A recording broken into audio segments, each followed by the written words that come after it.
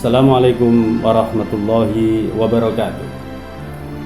Alhamdulillah, alhamdulillahilladzi hadana li hada wa ma kunna linahtadiya laula an hadanallah. Allahumma salli wa sallim wa barik ala sayyidina Muhammadin tibbil qulub wa dawaiha wa afiyatil abdan wa shifaiha wa nuril absar wa diyaiha wa quwwatil arwah wa ghidaiha wa ala alihi wa sahbihi wa sallim. Amma ba'du, ma'asyiral muslimin rahimakumullah. Ada seorang waliullah, kekasih Allah, bernama Rabi'ah al-Adawiyah. Hidup juga sezaman dengan Rabi'ah ini ulama besar yang bernama Hasan al-Basri dari kota Basra. Ketika Rabi'ah al-Adawiyah ini ditinggal wafat oleh suaminya, maka banyak laki-laki yang ingin mempersunting beliau untuk dijadikan istri. Salah satunya adalah Imam Hasan al-Basri. Imam Hasan al-Basri datang ke rumahnya Rabi'ah melamar. Apa jawaban Rabi'ah mendengar lamaran Imam Hasan al-Basri ini? Saya siap menjadi istri Anda, wahai Imam Hasan, kalau Anda bisa menjawab pertanyaan-pertanyaan saya. Pertanyaan saya yang pertama, pertanyaan saya ada 4. Yang pertama adalah, nanti kalau saya mati, apakah saya mati akan membawa iman, Islam atau tidak? Akan husnul khotimah atau tidak? Apa jawab Imam? Saya tidak bisa menjawab. Berlanjut ke pertanyaan yang kedua. Kalau nanti saya sudah mati dan masuk ke dalam liang kubur, ditanya oleh malaikat Munkar dan Nakir, apakah saya bisa menjawab pertanyaan-pertanyaan beliau berdua? Ini juga hal yang gaib, kata Imam. Saya tidak tahu. Yang ketiga, nanti di akhirat semua orang akan diberi buku catatan amal. Ada yang diberikan dengan tangan kanan, ada yang diberikan dengan tangan kiri. Diberikan dengan tangan kanan menunjukkan pahala yang ada di buku itu lebih banyak daripada dosanya. Kalau diberikan dengan tangan kiri, maka dosanya lebih banyak dari pahalanya. Apakah saya dengan tangan kanan atau tangan kiri, wahai Imam? Saya pun tidak bisa menjawab. Yang terakhir, pertanyaan keempat, saya nanti akan masuk surga atau neraka, wahai Imam? 4 pertanyaan ini gagal dijawab oleh Imam Hasan al-Basri. Rabi'ah al-Adawiyah masih menambahkan 2 lagi pertanyaan. Wahai Imam, laki-laki itu diberi akal berapa, nafsu berapa? Sementara perempuan akal berapa, nafsu berapa? Dengan cepat Imam Hasan al-Basri menjawab, laki-laki punya akal 9, nafsunya hanya 1. Perempuan nafsunya 9, akalnya cuma 1. Lalu kata Rabi'ah, wahai Imam, Anda mempunyai akal yang 9, nafsu cuma 1. Tapi kenapa Anda tidak bisa mengendalikan nafsu Anda dengan akal Anda yang 9? Sementara saya yang perempuan nafsu saya 9, akal cuma 1, saya bisa mengendalikan nafsu saya. Akhirnya pulanglah Imam Hasan al-Basri dan gagal untuk menikah. Ma'asyiral muslimin rahimakumullah. Pertanyaan-pertanyaan yang disampaikan oleh Rabi'ah al-Adawiyah ini seharusnya juga kita tanyakan pada diri kita masing-masing.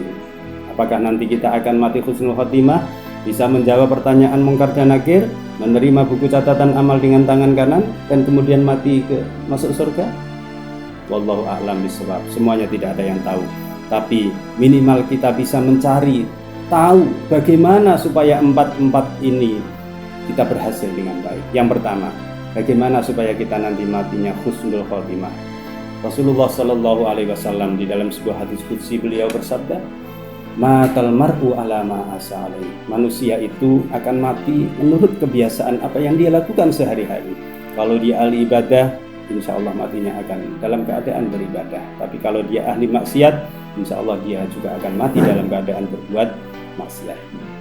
Lalu yang kedua, bagaimana supaya kita nanti di dalam kubur bisa menjawab pertanyaan malaikat Munkar dan Nakir? Rasulullah juga bersabda, bismillahirrahmanirrahim, idza mata ibnu adam in qata'a anhu amaluhu illa min salasin, shadaqatin jariyatin au ilmin yuntafa'u bih aw waladin shalihin yad'ulah.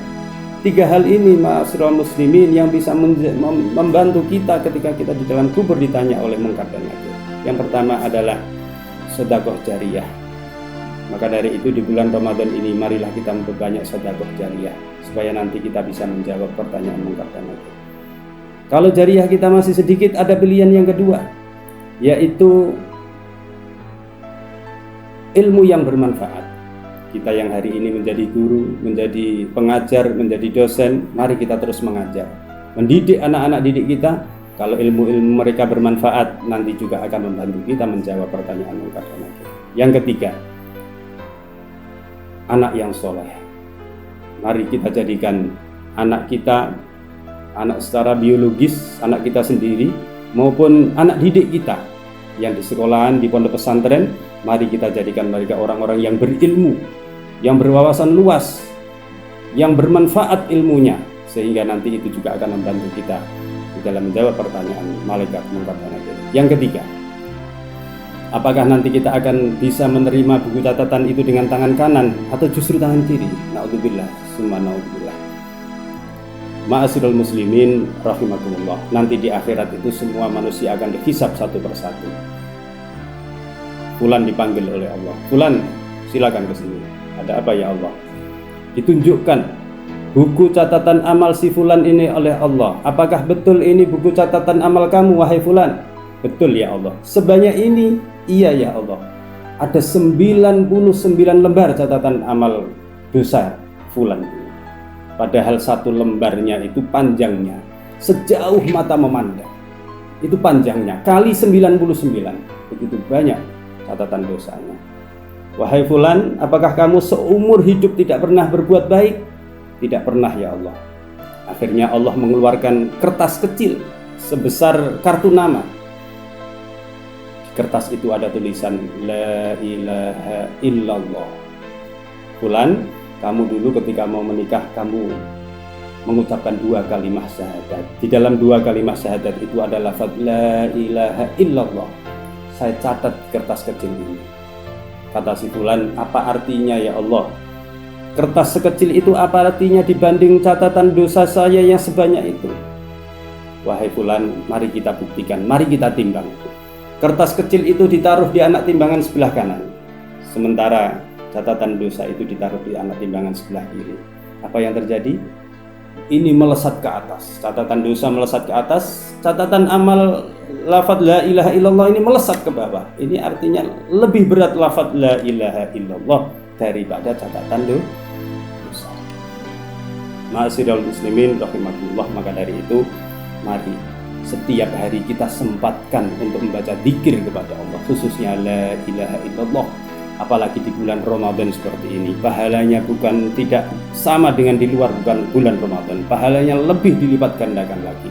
Mudah-mudahan bacaan zikir kita, bacaan Al-Quran kita, sholat tarawih kita, tadarus kita, puasa kita di bulan Ramadan ini diterima oleh Allah Subhanahu wa Ta'ala, sehingga kalau kita mati dalam keadaan husnul khotimah, bisa menjawab pertanyaan munkar dan nakir, menerima buku catatan amal dengan tangan kanan, maka insya Allah yang keempat, kita akan masuk surganya Allah Subhanahu wa Ta'ala. Amin amin ya rabbal alamin. Mudah-mudahan bermanfaat untuk kita semuanya.